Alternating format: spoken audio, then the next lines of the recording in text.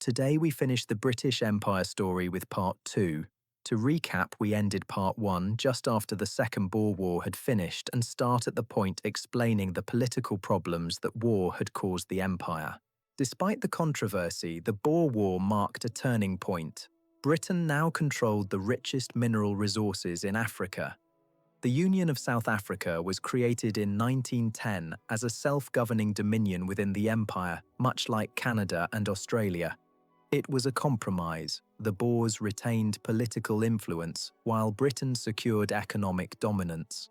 Meanwhile, elsewhere in Africa, Britain expanded its control over Nigeria, Kenya, Uganda, Sudan, and more. Missionaries and administrators followed soldiers, establishing schools, railways, and colonial governments. The empire presented itself as bringing progress, but Africans often saw exploitation, land seizures, and forced labour. At home, the late Victorian era was the height of imperial confidence. The British public followed tales of explorers like David Livingstone and Henry Morton Stanley, who mapped the heart of Africa. Newspapers glorified the empire, and schoolchildren learned that they belonged to the greatest power in the world. The idea of Greater Britain, a global family of nations tied together by loyalty to the crown, took hold in popular imagination.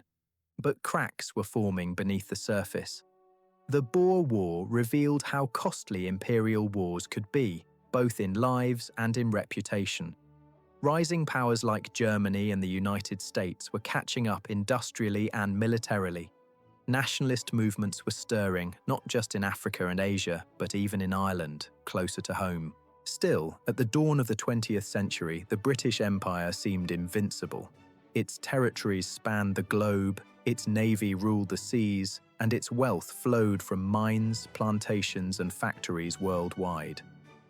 The dream of an empire stretching from Cape to Cairo was almost realized. Yet the very forces that expanded the empire, nationalism, industrialization, and global competition, were also preparing the storm that would soon test Britain's imperial dominance like never before. By the early 20th century, the British Empire was the largest the world had ever seen. At its zenith in 1914, it spanned more than 13 million square miles and governed nearly a quarter of the world's population. Join me at Lazarus Logic History, where I delve deeper into this fascinating subject.